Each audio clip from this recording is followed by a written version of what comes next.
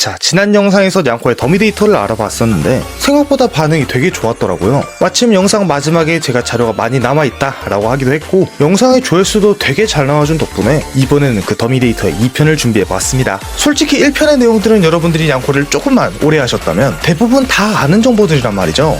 아닌가? 암튼 오늘 영상의 내용들 중에는 진짜 여러분들이 모를 만한 내용이 하나는 있을 거라고 장담합니다. 이러면 댓글에 또 다른 채널에서 봤는데 이런 이야기 달릴까봐 걱정이 되지만 뭐 이미 채널도 망한 마당에 그게 무슨 걱정이겠습니까? 바로 들어가 보도록 하겠습니다. 먼저 처음으로 알아볼 캐릭터는 지난 영상에서 넣으려다가 말았던 캐릭터인데요, 바로 붉은 스승입니다. 디자인 자체는 기존에 우리가 알고 있던 스승과 다를 것이 없어 보입니다. 그저 차이점이라고 한다면 기존의 색깔인 흰색이 아닌 빨간색이라는 차이점이 존재한다는 것인데요, 이 캐릭터는 교수의 프로토타입으로 추정되는 캐릭터입니다. 파일에 적혀있는 그의 명칭은 블러드 서커로 흡혈귀라는 이름을 가진 적군입니다. 흡혈귀라는 이름에 맞게 색상도 붉은색으로 디자인되었는데요, 이 캐릭터의 적군 넘버링은 19로 현재는 그 데이터 자리에 좀비 멍뭉이가 존재합니다. 참고로 냥코는 더미 데이터나 데이터를 비워둘 때 주로 멍뭉이나 존뭉이를 이용합니다. 저번 영상의 악마 적군 더미 데이터 때도 그랬죠. 아무튼 그 데이터 자리를 비롯한 넘버 20, 이 둘은 모두 비어있는데요, 20번은 아무런 데이터가 없지만 19번만큼은 데이터가 남아있는 모습입니다. 아무래도 개발자들이 데이터를 정리하고 옮기면서 삭제하는 것을 잊어먹은 것이 아닐까 생각이 드는데요, 하지만 어째서 이 데이터가 10년이 훌쩍 지나 지금까지도 살아있는지는 의문입니다. 다른 더미 데이터 캐릭터들과 다르게 시간이 지나며 교수가 등장하였고 블러드 서커는 인게임에 등장하지 못할 확률이 올라가게 되었습니다. 한편으로는 홍당무왕 같은 팔리트 수업이 그 시절 냥코답다고 생각이 되네요. 다음으로 알아볼 것은 바로 이 캐릭터입니다.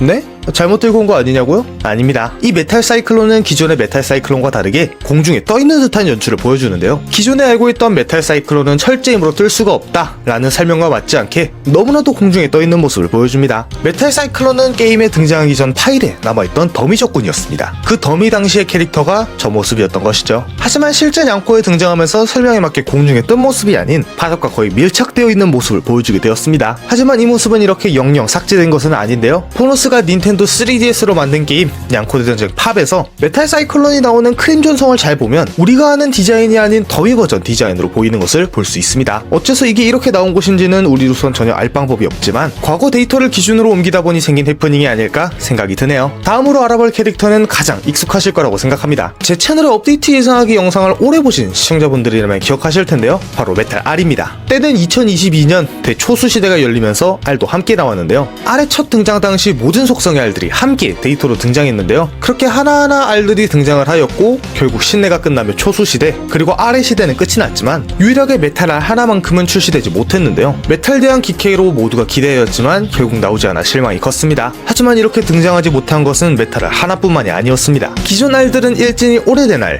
2진이 색상이 보이는 R, 그리고 3진이 최종 형태가 된 모습으로 등장했는데요, 지금 보이시는 사진은 1진 배경이지만 2진의 모습, 반대로 이것은 2진의 배경이지만 오래된 R의 디자인을 보이는 모습입니다. 첫 등장부터 이런 디자인은 함께 나왔지만 그저 실험적인 시도였는지는 알 수가 없습니다. 여러가지 디자인을 만들어두고 대부분 쓰지 않은 모습들이 너무나 괘씸하네요. 아직이라도 늦지 않았으니 메탈 대한 크릭 2킬 바래봅니다. 이젠 수속도 많아가지고 제어 걱정도 없다고. 마지막으로 알아볼 것은 정말 아는 사람이 없을 거라고 생각하는데요, 바로 계달의 판매입니다. 지금은 아이템샵에서 아이템, 경험치, 그리고 드링크만 구매할 수 있지만 데이터에는 계달에까지 구매가 가능한 모습이었는데요, 그것도 최근에 나온 골시앗과 악마 계달을 포함한 모든 계달에를 말이죠. 추가로 현재 뽑기 캐릭을 가는 것 이외에는 획득처가 전혀 없는 MP 또한 판매하는 모습, 거기다가 가마토토 배우까지 매수가 가능한 그야말로 모든 것을 통조림으로 살 수 있는 자본주의의 모습이었는데요, 이 내용은 제가 여태 소개한 내용들 중 가장 아쉽다고 생각합니다. 특히 이 MP는 요즘 수급도 힘들어지는 마당에 초본능은 계속 늘어나고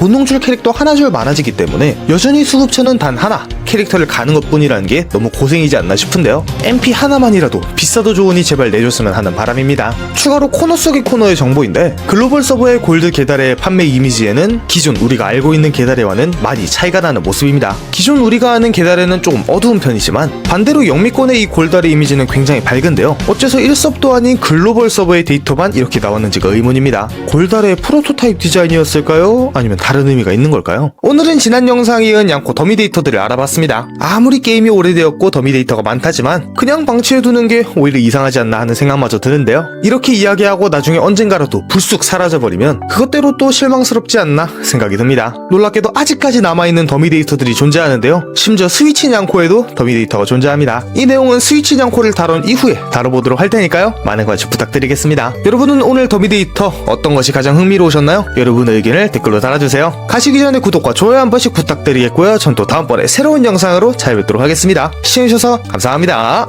안녕하세요.